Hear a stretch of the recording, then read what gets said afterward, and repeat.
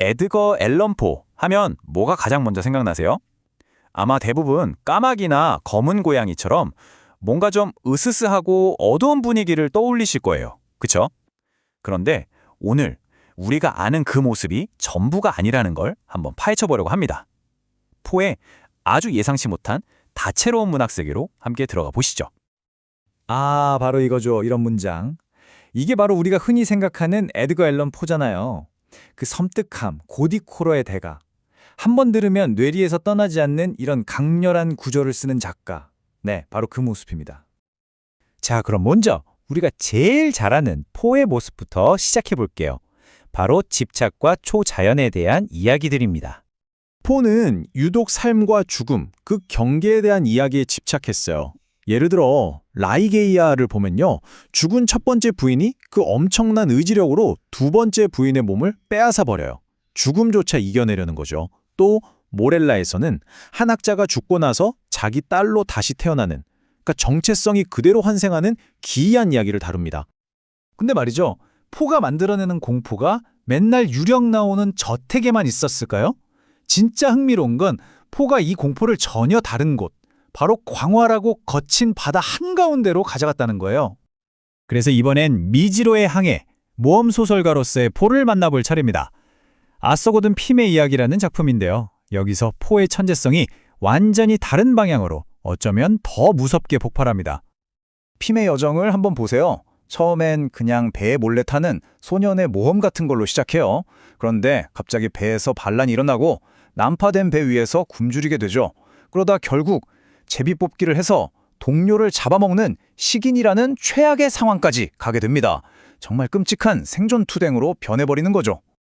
자, 이제 퍼는 이런 작가구나 하고 감이 좀 잡힐 때쯤 퍼는 또 한 번 완전히 다른 길로 가버립니다. 그 무시무시한 바다에서 갑자기 무대를 옮겨서 이번엔 아주 기괴한 코미디를 보여줘요. 네, 바로 기괴한 코미디, 풍자 작가 포의 세계입니다. 킹페스트라는 작품인데 배경이 런던의 한 장의사 가게예요. 아주 이상한 왕과 왕족들이 그곳을 다스리고 있죠. 등장인물들이 정말 기가 막힙니다.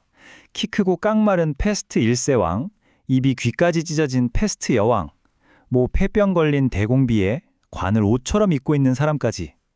하나같이 귀괴하죠. 이 사람들은 역병이 돌 때 나타난 인물들인데 꼭 질병이나 죽음이 사람으로 변한 것 같아요. 자, 그런데 포의 유머가 항상 이렇게 다크하기만 했을까요? 아니에요.